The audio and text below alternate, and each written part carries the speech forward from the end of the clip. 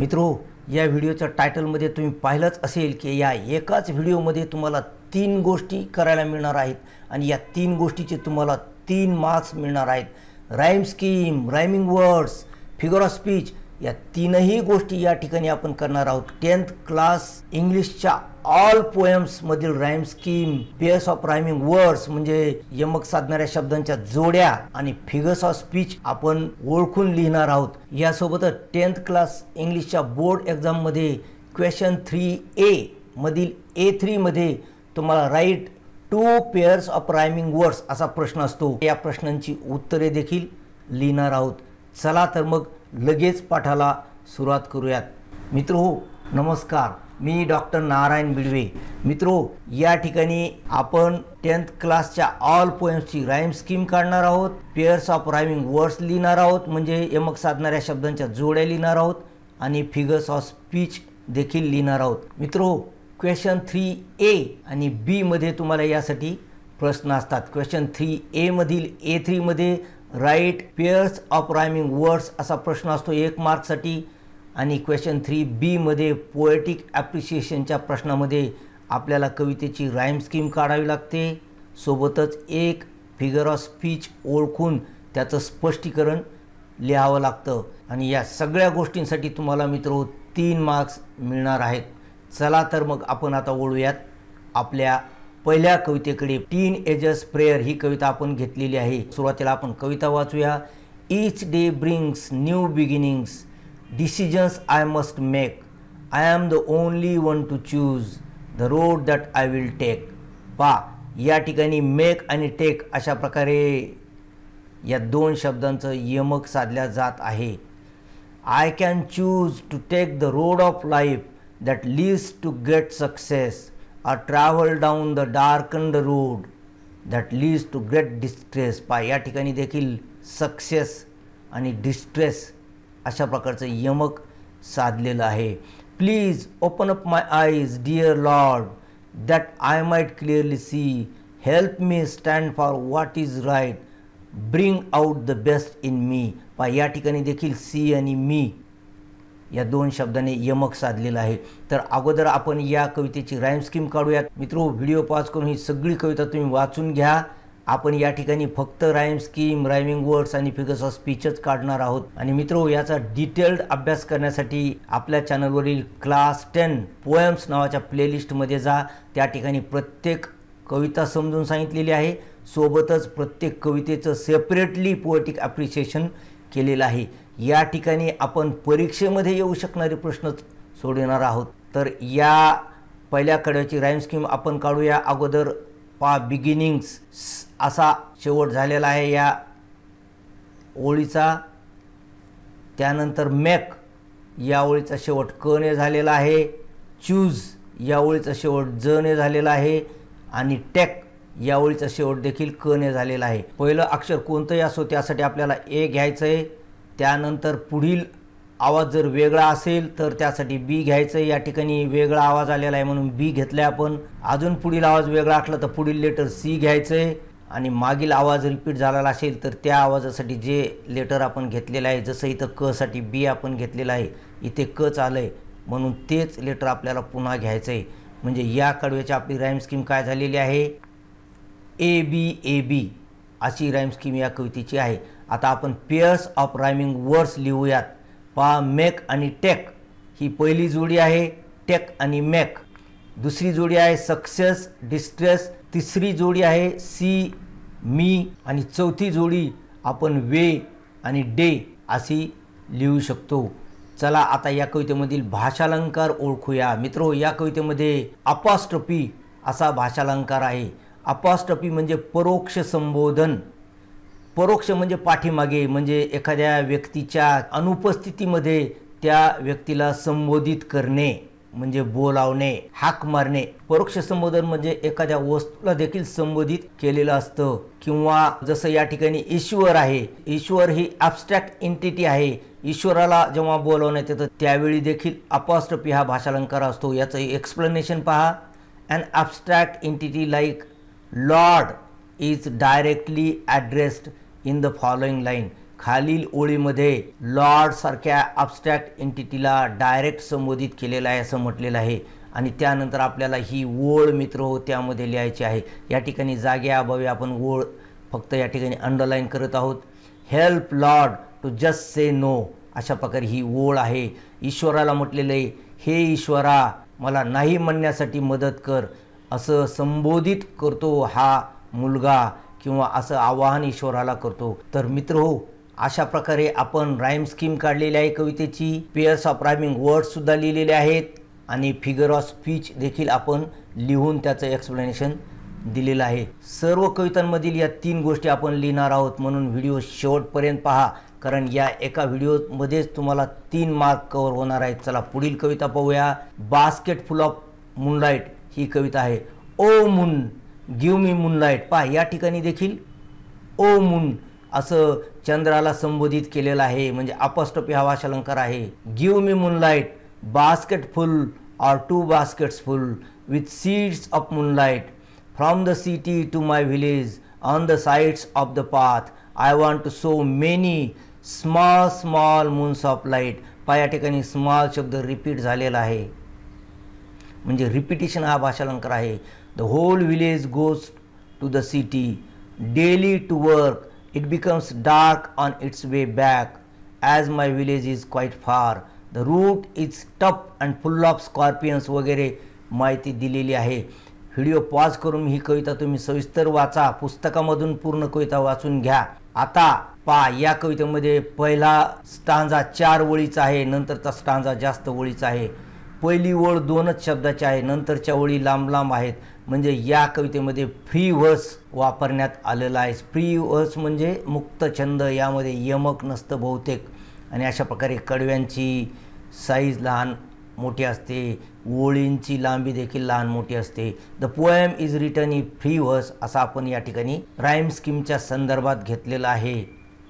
It has irregular stanza division, अनियमित, irregular म्हणजे अनियमित, स्टांजा डिव्हिजन कडव्यांचं विभाजन केलेलं आहे। या ठिकाणी छोटं कडवं आहे, या ठिकाणी मोठं कडवं आहे, अँड नो राईम, आणि यामध्ये यमक साधलेलं नाही। 5 शब्द या ठिकाणी मून आहे, मूनलाईट आहे, व्हिलेज, पाथ, मेनी, लाईट, कोणताच शब्द यमक साधत नाही, म्हणून नो राईम असं एक्सप्लेनेशन आपण घेतलेलं आहे। मित्रो, अशी फ्री वर्समधील कविता असल्यानंतर A3 मध्ये कोणता प्रश्न येईल मग, तर ते देखील आपण या ठिकाणी पाहणार आहोत। पहा या ठिकाणी प्रश्न आलेला आहे, write rhyming words for the following from the extract. पहा इथे एनी दिलेला आहे आणि एनी सोबत यमक साधणारा शब्द आपल्याला लिहायचा आहे। पहा या ठिकाणी मेनी आलेला आहे, म्हणून या ठिकाणी एनी सोबत कोण यमक साधतं, मेनी, अशी जोडी आपल्याला लिहायची आहे।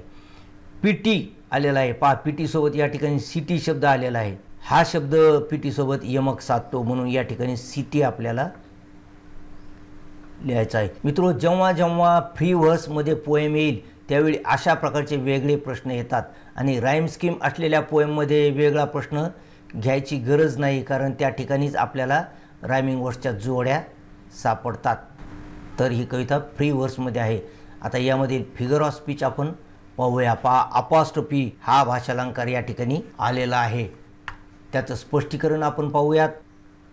An object like moon is directly addressed in the following line। पहा, मून सारखी वस्तू, या वस्तूला प्रत्यक्ष संबोधित केलेलं आहे, ॲड्रेस्ड म्हणजे संबोधित केलेलं आहे, आणि याच्या खाली ही ओळ लिहायची आहे, ओ मून, किंवा ज्या कोणत्या ओळीमध्ये ओ मून म्हटलेलं असेल त्यापैकी कोणतीही ओळ तुम्ही याच्या खाली लिहू शकता। चला तर आता पुढील कविता पाहूया। यू स्टार्ट डाईंग स्लोली ही कविता आहे। If you do not travel, if you do not read, if you do not listen to the sounds of life, if you do not appreciate yourself, you start dying slowly। पहा, या पहिल्या कडव्यामधील प्रत्येक ओळीच्या सुरुवातीला if you do not हे expression repeat झालेलं आहे। मित्रहो, हा देखील एक भाषालंकार आहे, याला अनाफरा म्हणजे कडव्याच्या सुरुवातीला तेच शब्द रिपीट होणे, याला अनाफरा असं आपण म्हणतो। पहा, पहिलं कडवं जास्त ओळीचं आहे, दुसरं कडवं कमी ओळीचं आहे। When you kill your self esteem, when you do not let others help you, you start dying slowly. अशा प्रकारची कविता आहे. मित्रो, व्हिडिओ पॉज करून संपूर्ण कविता वाचून घ्या, पुस्तकातून वाचा. आता आपण या कवितेच्या राईम स्कीमविषयी लिहूया. कविता फ्री वर्समध्ये असल्यामुळे राईम स्कीम अर्थातच नाही. The poem is written in free verse. It has irregular stanza division and no rhyme. पा, इररेग्युलर अनियमित कडव्याचं विभाजन आहे. पहिलं कडवं मोठं, दुसरं छोटं, आणि यामध्ये राईम देखील नाही, यमक देखील साधलेलं नाही. असं आपण राईम स्कीम रायमिंग वर्ड्सच्या संदर्भात लिहिलेलं आहे. मित्रो, रायमिंग वर्ड्सवर येणारा प्रश्न आपण नंतर पाहूया. अगोदर आपण यामधील फिगर ऑफ स्पीच पाहूयात. अनाफोरा आपण पाहिलं, हे शब्द रिपीट झालेले आहेत. पहा, words if you do not are repeated in the beginning of many successive lines. अनेक एकानंतर एक येणाऱ्या लाईनच्या नंतर इफ यू डू नॉट हे शब्द रिपीट झालेले आहेत. आता आपण पाहूया परीक्षेमध्ये यावर आलेला प्रश्न. पहा, find nouns of the following describing words. या ठिकाणी डिस्क्रायबिंग वर्ड्स दिलेले आहेत, म्हणजे ॲडजेक्टिव्स दिलेले आहेत. डिफरंट एक आणि सेम या शब्दांचे नाउन्स आपल्याला लिहायचे. या ठिकाणी यमक वगैरे काही नाही, नाउन्स लिहायचे. तर डिफरंट कुठं आहे? पहा, डिफरंट इथे आलेलं आहे. मग त्याच्या समोर त्याचं नाउन आलेलं आहे कलर्स. म्हणजे इथं आपल्याला काय लिहायचं आहे? कलर्स. तर सेम कुठे आलेलं आहे? पहा, या ठिकाणी आलेलं आहे सेम. त्याच्यानंतर त्याचं नाउन आलेलं आहे पाच. मित्र हो, जेव्हा जेव्हा फ्री वर्ड्सची कविता येईल त्यावेळी असे वेगळे प्रश्न येणार आहेत. आणि ज्या कवितेमध्ये राईम आहे त्या कवितेमध्ये write 2 pairs of rhyming words असा प्रश्न येणार आहे. चला पुढील कविता पाहूया. द ट्विन्स ही कविता आहे. In form and feature, face and लिम, I grew so like my brother that fox got taking me for him, and each for one another. It puzzled all our kith and kin. It reached a fearful pitch, for one of us was born a twin, yet not a soul knew which. पहा मित्रो, या कवितेमध्ये कशा प्रकारे फ sound repeat झालेला आहे. In form and feature, face and लिम. फ साऊंड इथे रिपीट झाला आहे, म्हणजे या ठिकाणी काय आहे? रिपिटिशन हा भाषालंकार आहे. तर याची राईम स्कीम काय आहे बघा. लिम, म ने शेवट झालेला आहे या ओळीचा, म्हणून इथं म लिहूया. यासाठी अर्थातच ए हे अक्षर घेऊया. त्यानंतर ब्रदर, याचा शेवट र ने झाला आहे, म्हणजे वेगळा आवाज असल्यामुळे बी घेऊया. त्यानंतर हिम, म नेच शेवट झालेला आहे, म्हणून यासाठी आपण वर ए घेतलेला आहे, म्हणून ए घेऊया. त्यानंतर अनदर, इथे सुद्धा र ने शेवट झालेला आहे, र साठी आपण बी घेतलेला आहे. म्हणजे या कवितेची राईम स्कीम काय झाली? ए बी ए बी. पा, या ठिकाणी देखील किन, ट्विन, पिच, विच, वस, नस अशा प्रकारे शब्द आलेले आहेत. तर आपण राईम स्कीम काढलेली आहे. आता पेअर्स ऑफ रायमिंग वर्ड्स पहा. लिम, हिम, जसं आपण या ठिकाणी अंडरलाईन केलेली आहे. त्याचबरोबर पिच, विच. पहा, या ठिकाणी पिच आहे आणि या ठिकाणी विच आहे. सारखा आवाज असलेले, सारख्या आवाजाने शेवट होणारे, यमक साधणारे शब्द. त्यानंतर किन, ट्विन, या ठिकाणी किन आहे आणि या ठिकाणी ट्विन आहे. अशा प्रकारे आपल्याला जोड्या लिहायच्या आहेत. पहा, वर्स, नर्स, या ठिकाणी वर्स आहे आणि या ठिकाणी नर्स आहे. आता आपण यातील भाषालंकार पाहूया. ॲलिटरेशन हा भाषालंकार आहे. जसं तुम्हाला सांगितलं की फ हा साऊंड रिपीट झालेला आहे. ओळीतील शब्दाच्या सुरुवातीला जर एखादा साऊंड रिपीट झाला तर त्याला आपण ॲलिटरेशन म्हणतो. जसं या ठिकाणी फ साऊंड रिपीट झालेला आहे. पहा, म्हणून या ठिकाणी काय आहे? ॲलिटरेशन हा भाषालंकार आहे. याचं एक्सप्लेनेशन पहा. साऊंड फ is repeated in the subsequent words of the following line. Subsequent म्हणजे एका पाठोपाठ आलेले, एकानंतर एक आलेले. या शब्दामध्ये याच्या सुरुवातीला फ साऊंड रिपीट झाल्यामुळे ॲलिटरेशन, याला अनुप्रास म्हणतात मराठीमध्ये. काकाचा, कामाचा, कागद वगैरे हे जे शब्द आहेत सगळे ॲलिटरेशनचे उदाहरणं आहेत. चला आता पुढील कविता पाहूया. इफ कवितेचे पहिले 2 कडवे वाचूयात. If you can keep your head when all about you are losing theirs and blaming on you. If you can trust yourself when all men doubt you but make allowance for their doubting too. If you can wait and not be tired by waiting, or being lied about, don't deal in lies, or being hated, don't give way to hating, and yet don't look too good nor talk too wise. मित्रो, video pause करून ही संपूर्ण कविता वाचून घ्या. राहिलेली कविता पुस्तकातून वाचा. आता आपण याची राईम स्कीम काढणार आहोत. पहा, शेवटचा शब्द आहे यू. इथे देखील आहे यू आणि इथे देखील आहे यू. इथे देखील आहे टू. म्हणजे सर्वच्या सर्व ओळींचा शेवट ऊ या आवाजाने होतो. म्हणून याला युनिफॉर्म राईम स्कीम म्हणतात. ए ए ए ए अशी राईम स्कीम पहिल्या कडव्याची आहे. दुसरं कडवं पहा, वेटिंग. या ठिकाणी असा आवाज आहे. लाईज या ठिकाणी ज असा आवाज आहे. तर हेटिंग या ठिकाणी देखील असाच आवाज आहे. वाईज या ठिकाणी देखील ज सारखा किंवा झ असा आवाज आहे. तर या साठी आपण ए घेऊया. ज साठी वेगळा आवाज असल्यामुळे बी घेऊया. साठी आपण ए घेतले म्हणून पुन्हा ए घेऊया आणि ज साठी आपण बी घेतले म्हणून पुन्हा बी घेऊया. तर या दुसऱ्या कडव्याची राईम स्कीम मित्र हो आहे ए बी ए बी. तर तिसऱ्या कडव्याची सुद्धा ए बी ए बीच येईल. Master um, disaster same. म्हणजे याची सुद्धा ए बी ए बीच आहे. म्हणजे पहिलं कडवं सोडलं तर नंतरच्या सर्व कडव्यांची rhyme scheme A B A B अशीच आहे. आता पेयर्स ऑफ रायमिंग वर्ड्स पहा. यू आणि टू हे दोन शब्द यमक साधतात. त्यानंतर लाईज अँड वाईस हे दोन शब्द यमक साधतात. त्यानंतर मास्टर, डिझास्टर, एम, सेम असे हे शब्द आहेत पेयर्स ऑफ रायमिंग वर्ड्स. कोणते दोनच लिहायचे आहेत आपल्याला, चार लिहायचे नाहीत. आपण चार चार घेतलेले आहेत. आता या कवितेमध्ये कोणता भाषालंकार आलेला आहे तर तो आहे अँटिथिसिस. मित्रो, अँटिथिसिस म्हणजे विरोध, म्हणजे परस्पर विरुद्ध शब्द एकाच किंवा सलग दोन ओळीमध्ये वापरण्यात येतात. पहा, पहिल्या दोन ओळी वाचूया आपण. If you can keep your head. पहा, कीप युअर हेड असं या ठिकाणी आलेलं आहे. When all about you are losing theirs. पहा, आर लुझिंग देअर्स. शांत राहणे आणि डोकं सरकणे असे परस्पर विरुद्ध शब्द या ठिकाणी आलेले आहेत. आपल्या मराठीमध्ये आपण म्हणतो डोकं सरकणे म्हणजे रागावणे वगैरे, स्वतःवरील नियंत्रण सुटणे. तर हे दोन शब्द परस्पर विरुद्ध आहेत एका सलग ओळीमध्ये आल्यामुळे अँटिथिसिस म्हणजे विरोध हा भाषालंकार या ठिकाणी आहे. याचं एक्सप्लेनेशन पहा. Opposite phrases such as keep your head and losing theirs are put together in the following line. खालील ओळीमध्ये हे एका ठिकाणी ठेवण्यात आलेलं आहे. मित्रो, या दोन ओळी तुम्हाला किंवा देअर्सपर्यंत या ओळी तुम्हाला याच्या खाली लिहायच्या आहेत. लक्षात ठेवा, या ओळी लिहाव्या लागतात एक्झाम्पल म्हणून, कारण याला 1 मार्क आपल्याला मिळणार आहे. राईम स्कीमला देखील 1 मार्क आपल्याला पोएटिक ॲप्रिशिएशनमध्ये मिळणार आहे. आणि pairs of rhyming words question 3A मधील A3 मध्ये आपल्याला यासाठी 1 मार्क मिळणार आहे. असे प्रश्न येतात. हे बी मध्ये आहेत प्रश्न आहेत, म्हणजे याचे मुद्दे आपल्याला वापरायचे आहेत ॲप्रिसिएशनमध्ये. चला पुढील कविता पाहूयात. Stopping by woods on a snowy evening ही कविता आहे.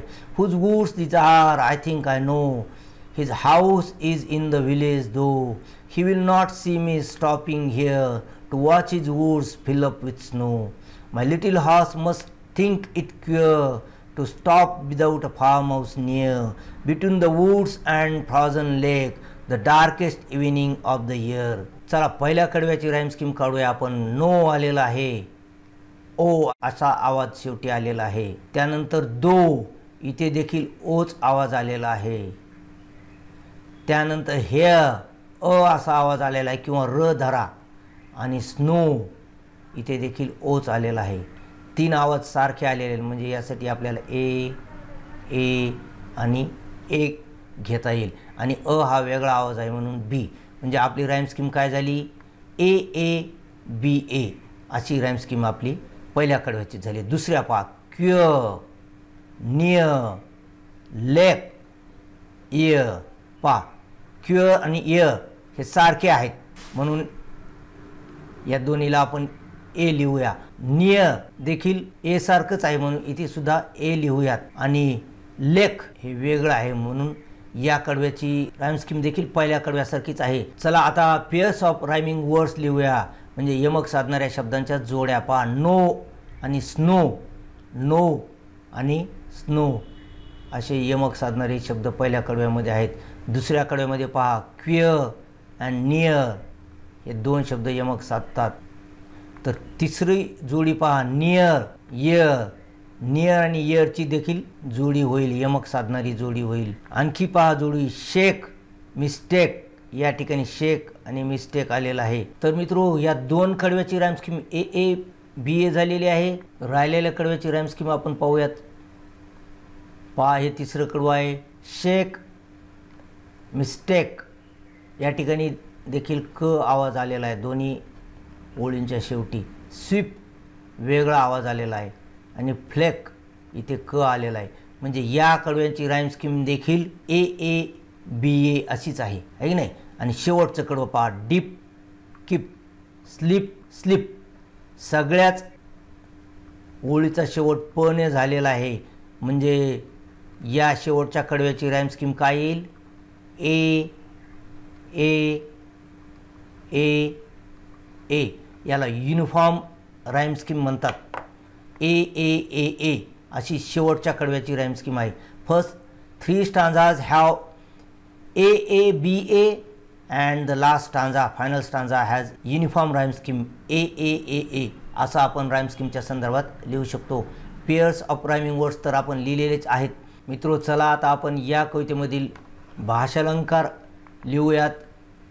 पहा, या कवितेमध्ये इन्व्हर्शन म्हणजेच विपर्यास त्याला आपण म्हणतो, किंवा ओळीतील शब्दांची उलटा पालट त्याला इन्व्हर्शन म्हणतात. Regular order of words in the following line is Altered for poetic effect. काव्य परिणाम साधण्यासाठी, पोएटिक इफेक्ट म्हणजे काव्य परिणाम साधण्यासाठी जी नियमित ठेवण असते शब्दांची, क्रम असतो शब्दांचा, तो मागे पुढे केलेला असतो. या ओळीमध्ये ते केलेलं आहे. पहा, whose woods this are I think I know. हे कसं असायला पाहिजे तर खरं पाहिलं तर आय थिंक आय नो हे सुरुवातीला यायला पाहिजे, सब्जेक्ट व्हर्ब आणि त्यानंतर हुज वुड्स दिस आर असं यायला पाहिजे होतं. परंतु whose woods this are I think I know असं पोएटिक इफेक्टसाठी कवीने वापरलेलं आहे आणि इन्व्हर्शन हा भाषालंकार वापरलेला आहे. चला आता पुढील कविता पाहूयात. द वर्ड इज माइन ही कविता आहे. पहा, या कवितेचे सुद्धा कडवे लहान मोठे आहेत, ओळी कमी जास्त लांबीच्या आहेत, म्हणजे फ्री व्हर्समध्ये ही कविता लिहिलेली आहे. आधी कविता वाचूया आपण. Today on a bus I saw a lovely girl with silken hair. I envied her, she seemed so gay and I wished I was so fair. When suddenly she rose to leave, I saw her hobble down the aisle. Oh God, forgive me when I whine. I have 2 legs, the word is mine. पहा, या ठिकाणी देखील ओ God म्हटलेलं आहे, म्हणजे apostrophe हा भाषालंकार आहे. परोक्ष संबोधन म्हणजे निर्जीव वस्तूला बोलावलेलं आहे, संबोधित केलेलं आहे. And then I stopped to buy some sweets. The lad who sold them had such a charm. I talked with him. He seemed so calm. And if I were late, it would do no harm. असं म्हटलेलं आहे. मित्रो, या ठिकाणी do आहे ते आपल्याकडून विसरलेलं आहे. And as I left, he said to me, "Thank you, have been so kind. It's nice to talk with folks like you. You see, I am blind. Oh God, forgive me when I whine." या ठिकाणी देखील ओ God आलेला आहे. I have 2 eyes, the word is mine.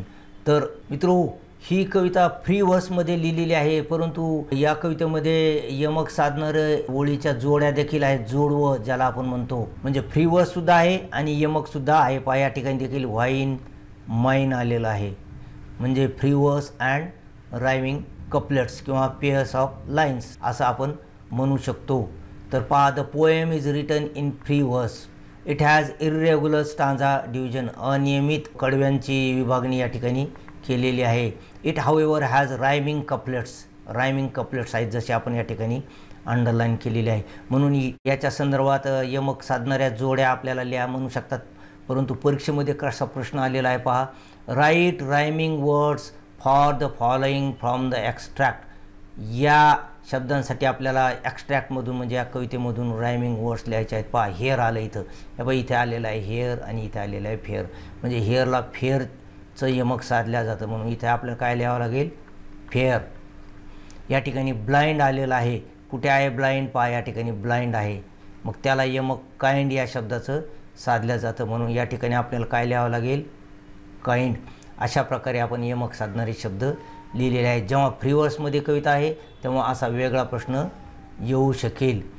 तर मित्रो, यामधील भाषालंकार आता आपण पाहूया. अपॉस्ट्रफी हा भाषालंकार आहे, जसं मी तुम्हाला सांगितलं. ओ गॉड या ठिकाणी देखील आहे, O God forgive me when I whine. तर याचं एक्सप्लेनेशन काय आहे, an abstract entity like God is directly addressed in the following line.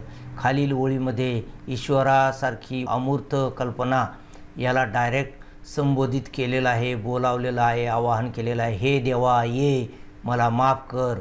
अशा प्रकारचं संबोधन जेव्हा असतं तेव्हा अपॉस्ट्रफी परोक्ष संबोधन हा भाषालंकार असतो. चला शेवटची कविता आपण पाहूयात. ओ कॅप्टन माय कॅप्टन. अगोदर कविता वाचूयात आपण.